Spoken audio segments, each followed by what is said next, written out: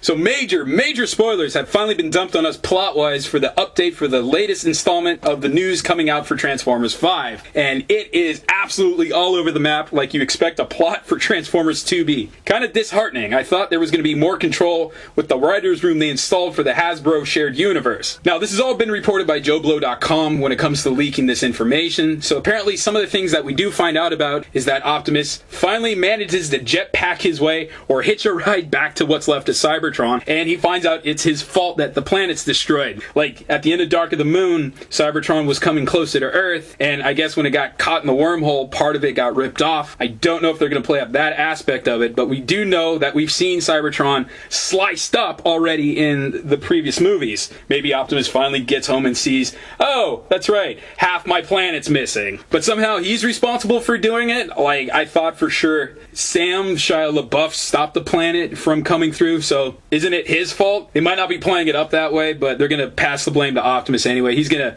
accept the buck. They're passing the buck to him. Now it's his fault. It's not Shia's because he's not in the franchise anymore. Now it has to be Optimus's. Other thing is, like, he finds that there is something, surprise, another MacGuffin to bring life back to the planet. Like Beast Machines style. You guys remember Beast Machines where Optimus and Megatron tumbled down the well of Allsparks and it ignited this green pasture across the whole world? Apparently it might be the sword that we've seen in the title of The Last Knight. So could lead to being Excalibur, because another interesting development is Merlin was visited by a Transformer in the past who used time travel, or I don't know, already existed in that time, gave Merlin some power. I think the artifact is the power, which happens to be Excalibur, and then that's where the whole thing kicks off of Optimus time traveling, I guess, to get the artifact necessary to restore Cybertron.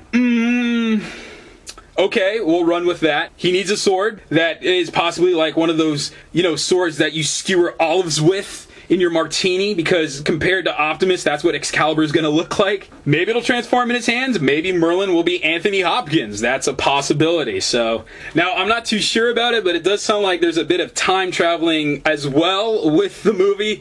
So that could mean Optimus could be hopping back to the past to meet Merlin and get the sword there, if that is indeed the MacGuffin he's after.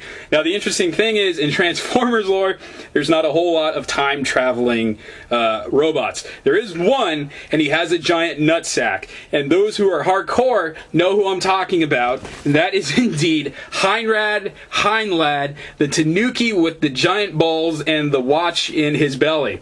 This might be the thing that sends Optimus to the past. I mean, this dude screams he needs to be used by Michael Bay. It was practically kismet. It had to be. Look at this. He is a robot with a weapon in hand, which you can see is 2 tankards of liquor.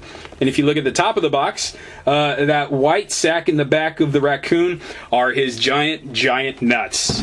You're welcome, Michael Bay. This was handed to you 20 years ago. So crazy-ass plot details aside, new bots are being thrown into the mix. We have, let's see, the creator, who is said to have ties to the origin of the Transformers, Quintessons, maybe Primus, and because we're speaking of British lore, there will be a British-sounding Transformer who is called Cogman. This is a nice touch because it's playing into the whole James Bond thing, I'm guessing, is going to be an Aston Martin. So Cogman, the Aston Martin, smart money on him being a British spy. He could be the sideways of the Transformers. Like, he plays for the Autobots. Nope, he's a Decepticon working for Unicron. Michael Bay is not that smart, though. And then there's possibly another joke character involved, Squeaks the Vespa. One that looks to be a lot like what could be the movie version of Wreck-Gar, with a whole lot of junk hanging off his trunk. Besides that, there is also the addition that the Dinobots are back. Don't get too excited yet, because in addition to Dinobots, we are getting